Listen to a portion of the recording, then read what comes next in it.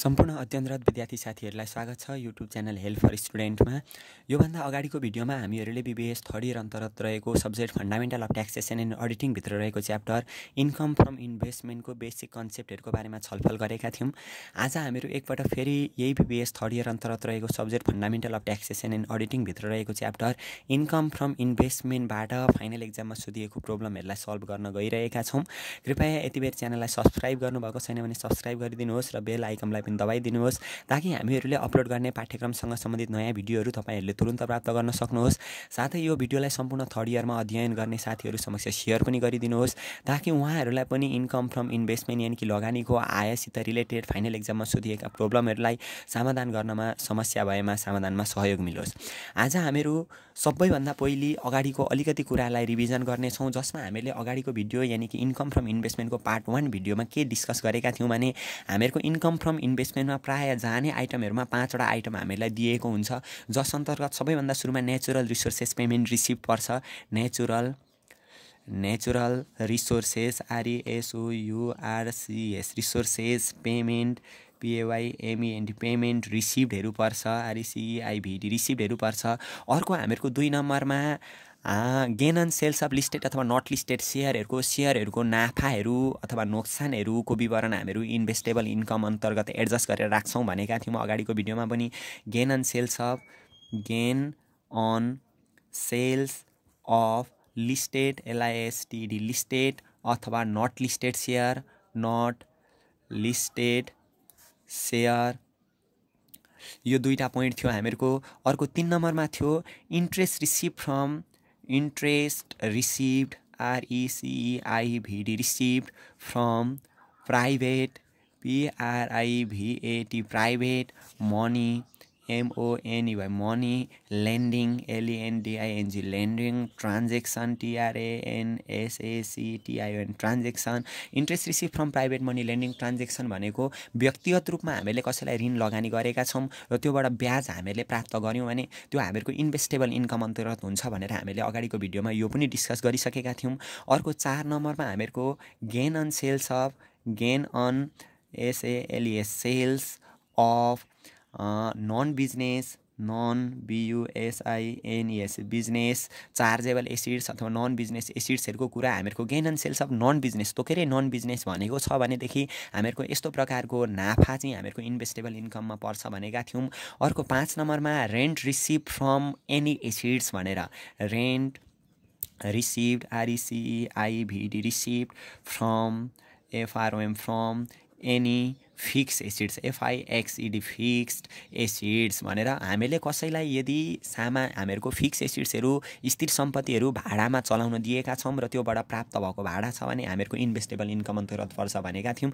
र अर्को भनेको हामीहरूको इन्ट्रेस्ट रिसिभ फ्रम फ्रेन्डहरू, त्यो भनेको हामीहरूको यही पोइन्टले कभर गर्छ। Interest receive from private money lending transaction भनेको व्यक्तिगत रूपमा लगानी गरेका छौँ, साथीलाई लगानी गरेका छौँ र नातेदारहरूलाई लगानी गरेका छौँ भने त्योबाट आएको हामीहरूको इन्ट्रेस्ट रिसिभहरू जहिले पनि इन्भेस्टेबल इन्कम अन्तर्गत पर्छ भनेर हामीले छलफल गरेका थियौँ। यति हामीहरूको 5 वटा कुरा मेन हो यहाँनिर। अर्को gain on sales of land भनेर पनि आउँछ, त्यसको टाइम पिरियड हामीलाई तोकिदिएको हुन्छ 5 वर्षभन्दा कम्ती र 5 वर्षभन्दा ज्यादा। म हिसाब गर्दाखेरि त्यो पोइन्टलाई पनि बुझाइदिन्छु त्यतिखेरै। अहिले हामीले सबैभन्दा सुरुमा हामीले प्रब्लम सल्भ गर्नुभन्दा अगाडि के बुझिदिने भनेदेखि नेचुरल रिसोर्सेस पेमेन्ट रिसिभहरू आएको छ भने यो हामीहरूको इन्भेस्टेबल इन्कमभित्र पर्छ। Gain on sales of listed अथवा नट लिस्टेड सेयर आएको छ भने यो पनि हामीहरूको इन्भेस्टेबल इन्कम अन्तर्गत पर्छ। Interest receive from private money lending transaction आएको छ भने यो पनि हामीहरूको इन्भेस्टेबल इन्कमभित्र पर्छ। Gain on sales of non business assets आएको छ भने यो पनि हामीहरूको इन्भेस्टेबल इन्कमभित्र पर्छ। र rent receive from any fix acids भनेको प्लान्टहरू मेसिनरीहरूबाट आएको, कम्प्युटरहरूबाट आएको, फर्निचरहरूबाट आएको रेन्टहरू हामीहरूको जहिले पनि इन्भेस्टेबल इन्कम अन्तर्गत राख्नुपर्ने हुन्छ। र यदि हामीलाई यो रिभेन्यू नेचरको इन्कममा यदि आफ्टर TDS नेट भनेको छ भने यिनीहरू आइटमहरूमा नेट भनेको छ भनेदेखि यदि त्यो रिभेन्यू नेचरको इन्कम हो, नेचुरल रिसोर्सेस पेमेन्ट रिसिभ हो, रोयल्टी इन्कमहरू छ भनेदेखि र नेट भनौँ भने त्यसमा 15% ट्याक्स डिडक्ट भइसकेको हुन्छ। हामीले ग्रस तान्नुपर्ने हुन्छ। जस्तै हामीहरूको एक्जाम्पलका लागि नेचुरल रिसोर्सेस पेमेन्ट रिसिभ भनेर दिएको छ हामीहरूको 85,000 दिएको छ 85,000 र ब्र्याकेटमा हामीलाई भनिदिएको छ यहाँनिर नेट पनि भनिदिएको छ भनेदेखि यस्तो नेचुरल रिसोर्सेस पेमेन्ट रिसिभ्डहरू अनि interest receive from private money lending एक्टिभिटिजहरू अनि रोयल्टी इन्कमहरूमा हामीहरूको नेट भनौँ भने जहिले पनि 15% ट्याक्स डिडक्ट भएको हुन्छ।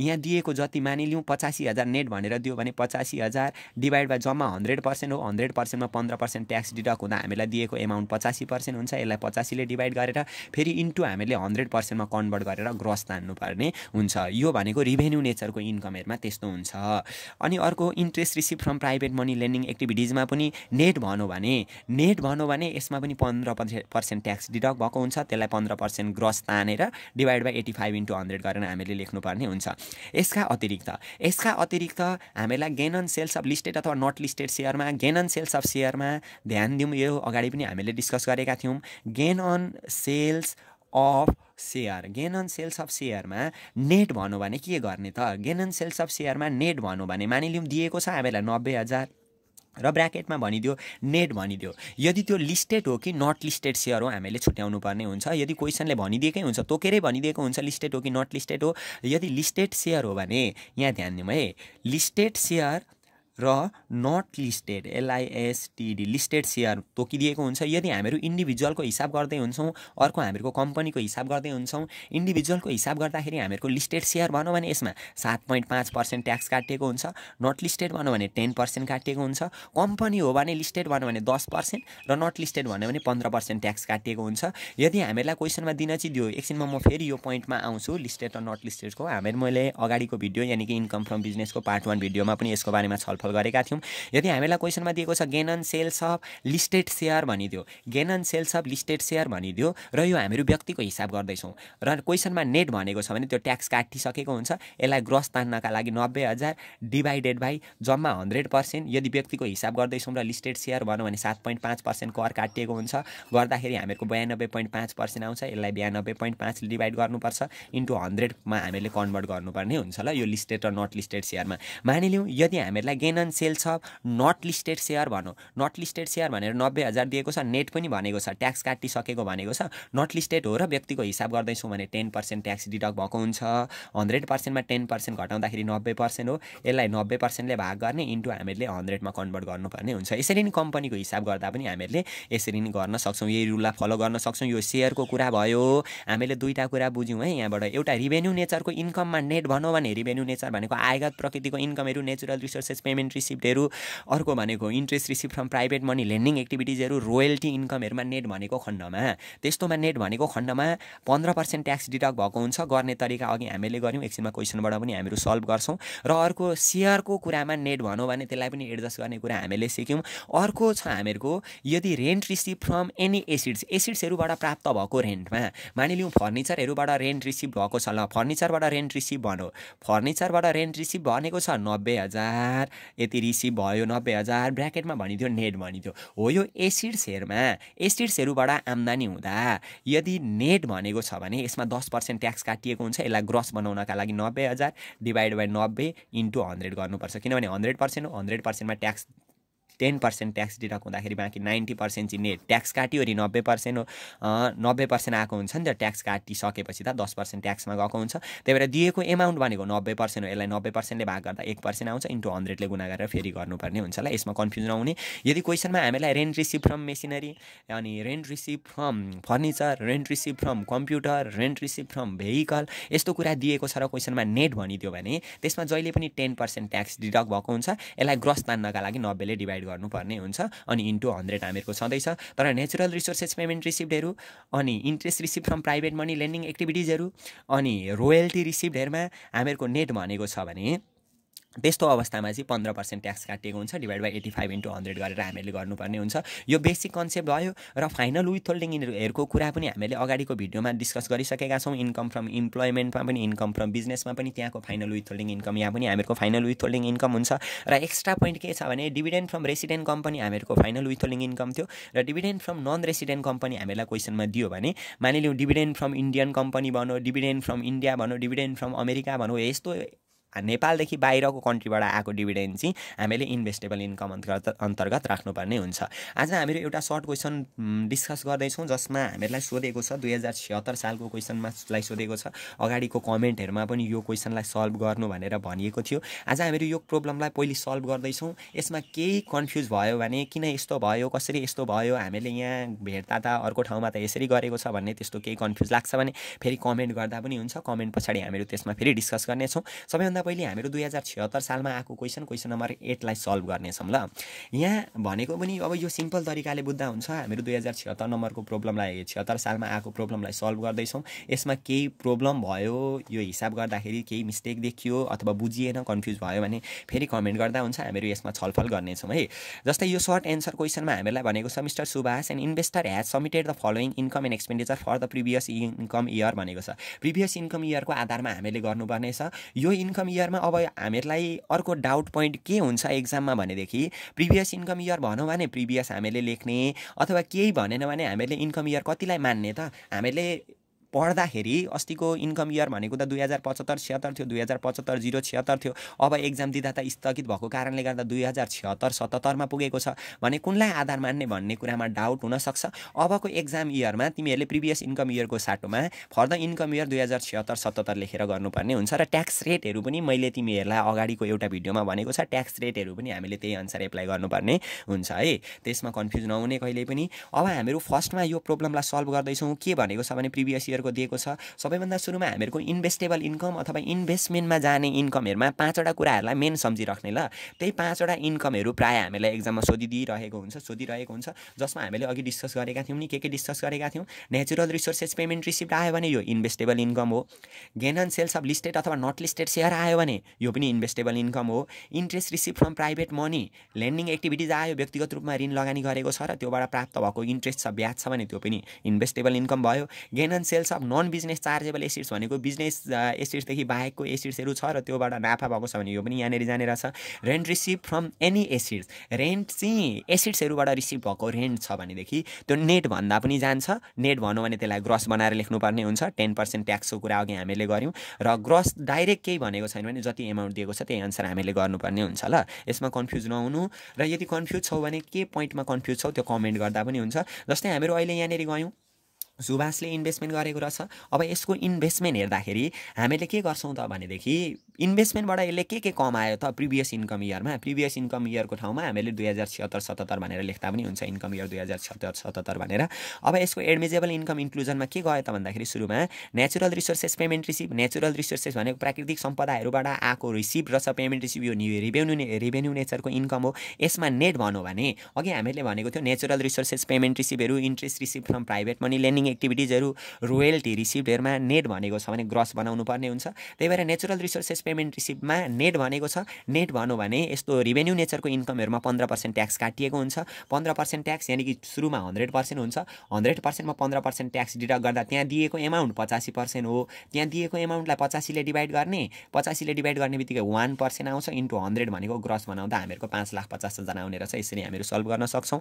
अर्को dividend from resident company. Resident भनेको स्वदेशी कम्पनी, नेपालको हामीहरू नागरिक हौँ भने नेपाली कम्पनीबाटै आएको डिभिडेन्ड हो। रेसिडेन्ट कम्पनीबाट आएको डिभिडेन्ड कहिले पनि जाँदैन ल। यो फाइनल विथहोल्डिङ इन्कम हो। डिभिडेन्ड फ्रम अहिले नन रेसिडेन्ट कम्पनी भनेकोमा हामीले यही इन्भेस्टेबल इन्कममा राख्नुपर्ने हुन्थ्यो। त्यसमा पनि कन्फ्युज नहुने। त्यसभन्दा पछाडि हामीहरूको अर्को आएको छ interest receive from private money lending activities. Private money lending activities भनेको प्राइभेट रूपमा हामीले लगानी गरेका रहेछौँ, व्यक्तिगत रूपमा लगानी गरेका रहेछौँ र त्योबाट आएको रहेछ इन्ट्रेस्ट कलेक्सन भएको रहेछ। यो जहिले पनि इन्भेस्टेबल इन्कम अन्तर्गत जान्छ। इन्भेस्टेबल इन्कममा हामीले 2,50,000 लेख्नुपर्ने हुन्छ। यो हामीले लेख्यौँ 2,50,000। अघि हामीले छलफल गरेकै पोइन्टहरू छन्। त्यो 5-6 वटा पोइन्ट मेन तिमीहरूले सम्झ्यौ भने एक्जाममा पनि त्यसैको सेरोफेरोमा आउँछ। यसमा कन्फ्युज नहुने। इन्ट्रेस्ट रिसिभ, अब यो हामीले चर्चा गऱ्यौँ अहिले interest receive from private money lending activities. यसमा पनि नेट भनेको थियो भने, यदि नेट भनेको थियो भने 15% ट्याक्स काटिएको हुन्थ्यो अनि दिएको एमाउन्टलाई 85 ले डिभाइड गरेर 100 ले मल्टिप्लाई गर्नुपर्ने हुन्थ्यो। र अहिले नेट भनेको छैन, नेट नभन्दाखेरि ग्रस एमाउन्टै हो, ट्याक्स काटिएको छैन, जतिको तति हामीले लेख्यौँ। त्यसभन्दा पछाडि हामीहरूको आएको छ रोयल्टी रिसिभ आएको छ। रोयल्टीबाट आएको इन्कम रहेछ जम्मा 1,50,000 आएको रहेछ।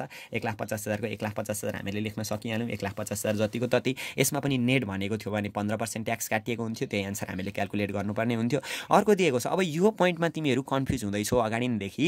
रेन्ट रिसिभ फ्रम मेसिनरी लिट आउट भनेको भाडामा मेसिनरी दिएको रहेछ, मेसिनहरू चलाउन दिएको रहेछ, त्योबाट प्राप्त भएको रेन्ट रहेछ। अब यसलाई एजुम्सनमा कतिपय कन्डिसनमा कतिपय बुकहरूमा रेन्ट रिसिभ फ्रम मेसिनरी लिट आउट भन्दाखेरि फाइनल विथहोल्डिङ एजुम्सनमा मानेर गरेको हुन्छ।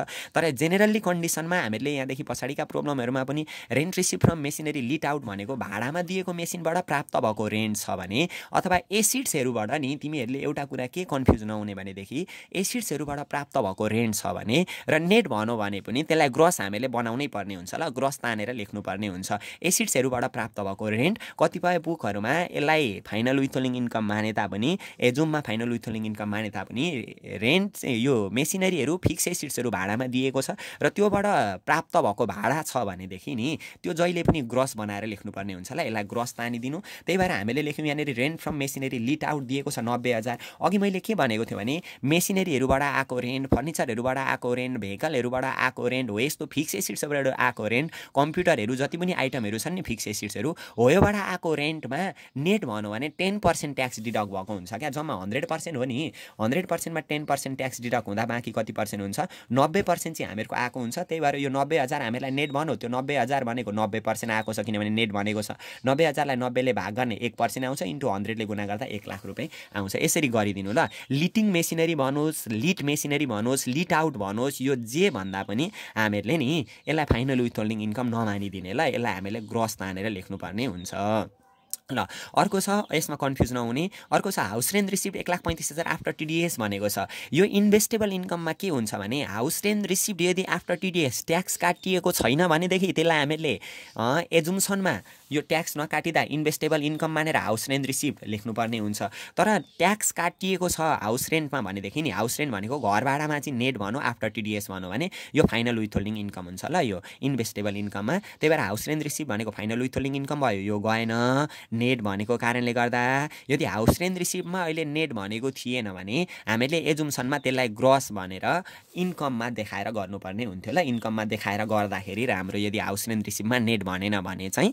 तर यी मेसिनरीहरूमा, फर्निचरहरूमा, कम्प्युटरहरूमा, भेहिकलहरूमा नेट भन्नुहोस् या ग्रस भन्नुहोस्, ग्रस भनौँ भने जति एमाउन्ट दिएको छ त्यति लेखिदिइहाल्ने। तर नेट भनौँ भने चाहिँ त्यो ट्याक्स काटिएकोलाई ग्रस तानेर लेख्नुपर्ने हुन्छ, यसमा कन्फ्युज नहुने। अर्को gift receive relating to investment भनेको इन्भेस्टमेन्टसित रिलेटेड गिफ्ट आएको रहेछ जम्मा हामीहरूको 50,000, नेट सेट केही भनेको छैन, हामीले जम्मा लेखिहाल्यौँ किनभने गिफ्टमा त ट्याक्स काटेर आउने कुरा हुँदैन। यदि ट्याक्स काटिएको छ नेट भनौँ भने यहाँ पनि 15% ट्याक्स काटिएको हुन्थ्यो, यसमा पनि 15% ग्रस तानेर लेख्नुपर्ने हुन्छ है। यो आइहाल्यो हामीहरूको इन्भेस्टमेन्टसित रिलेटेड गिफ्ट। अनि bad date recovered 70% allowed previously भनेको छ, 70% मात्रै एलाउड भएको रहेछ क्या। भने 60,000को जति एलाउड भएको हो त्यति मात्रै आउँछ नि त, एलाउड नभएकोलाई त इन्कममा देखाउन पाइँदैन। त्यही भएर 60,000 हामीहरूको जुन आएको छ 60,000को 70% भनेको 42,000 आयो। यति गर्दाखेरि हामीहरूको इन्कमको पाटो सकिन्छ। He claim following expenses for deduction भनेको घटाउने खर्चहरू तल अनुसार क्लेम गरेको रहेछ भनेको छ।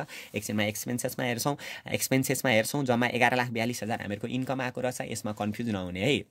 अघिको कुरामा पनि कन्फ्युज नहुने, जम्मा आएको रहेछ 11 लाख हामीहरूको 42,000 आएको रहेछ यहाँनिर, यसमा कन्फ्युज नहुने। त्यसभन्दा पछाडि अब हेर्दै जाउँ ल अरू के भनेको छ। अब इन्कमको पाटो सकेपछि हामीहरूको एक्सपेन्सेसको पाटो आउँछ क्या। एलाइबल डिडक्सनमा हामीले के लेख्छौँ त भन्दाखेरि एक्सपेन्सेस फर नेचुरल रिसोर्सेस, माथि हामीहरूको नेचुरल रिसोर्सेस इन्कम गयो नि, माथि जुन जुन इन्कमहरू गएको हुन्छ माथि हामीले समावेश गरेको हुन्छ त्योसित रिलेटेड एक्सपेन्सेस मात्रै आउँछ, फाल्टु एक्सपेन्सेसहरू हामीहरूको आउँदैन ल। माथि नगएको इन्कमहरूको एक्सपेन्सेस तल पनि जाँदैन भन्नुको मतलब त्यही हो। जस्तै अब एक्सपेन्सेस अफ नेचुरल रिसोर्सेस, हामीहरूको नेचुरल रिसोर्सेस इन्कम माथि गएको छ, त्यही भएर योसित रिलेटेड एक्सपेन्सेस पनि हामीहरूको मुनि गयो, 2,000 हामीले लेख्न पाउने भयौँ।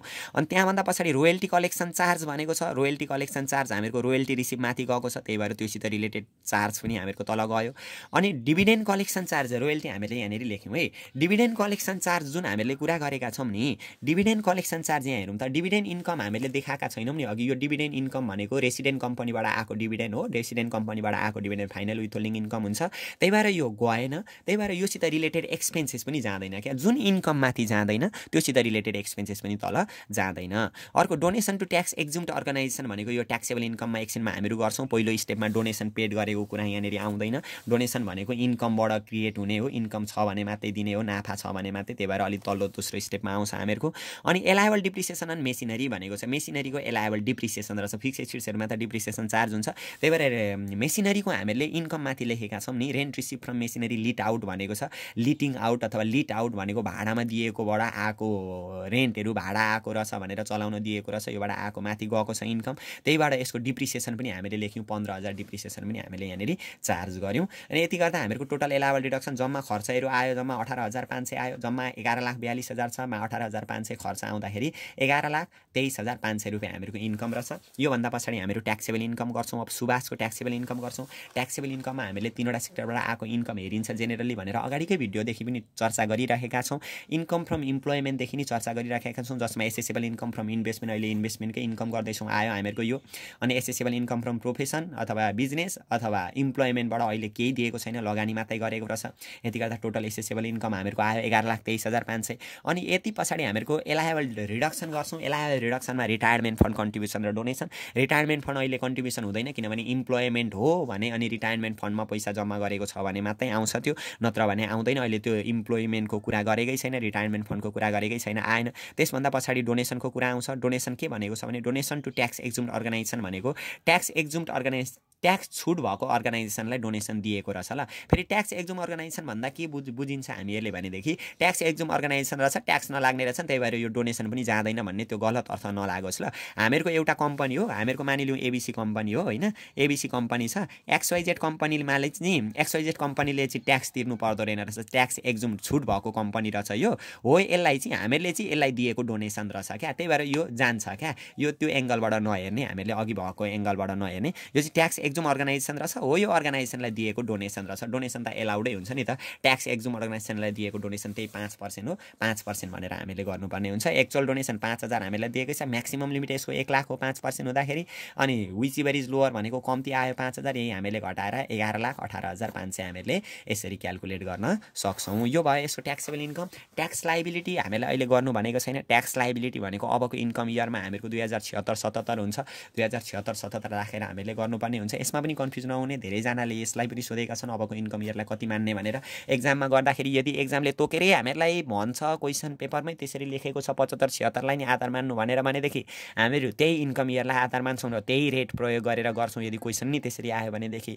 यदि होइन भने अन्यथा अवस्थामा हामीहरूले एक्जाममा सल्भ गर्दाखेरि, एक्जाममा आएको प्रब्लमहरूलाई सल्भ गर्दाखेरि इन्कम इयर हामीले 76-77लाई मान्ने, 75-76को ठाउँमा, र रेट पनि अहिले 76-77कै हालिदिने ल। त्यसमा तिमीहरूको मिस्टेक हुँदैन, किनभने त्यसलाई काट्न पाइँदैन पनि, मिस्टेक हुँदैन। 2076-77लाई नै आधार मानेर गरिदिनु एक्जाममा। यो ट्याक्स रेटहरूको बारेमा म तिमीहरूलाई फेरि इन्फर्म गराउने नै छु। र आजको भिडियोमा यो तिमीहरूले सोधेको म्याक्सिमम सोधेको क्वेसन, रेन्ट फ्रम मेसिनरी लिट आउट भन्दाखेरि किन जाँदैन, लिटिङ आउट भन्दा किन जान्छ भन्ने क्वेसन धेरैतिरबाट आएको छ। र एजुम्सन मानेर कतिपय बुकहरूमा रेन्ट रिसिभ फ्रम मेसिनरी लिट आउटलाई चाहिँ फाइनल विथहोल्डिङ मानेको हुन्छ, अनि रेन्ट रिसिभ फ्रम लिटिङ मेसिनरी भन्दा चाहिँ ग्रस तानेको हुन्छ। यो के हो, यो दुईटा भनेको के हो, मिनिङ के हो भनेर सोधिराखेका थियो अगाडि दिनदेखि। र यो दुईटा मिनिङ केही फरक होइन, यो दुईटा आयो भने कतिपय बुकहरूमा एजुम्सन मानेर यसलाई फाइनल विथहोल्डिङ मानेको हुन्छ।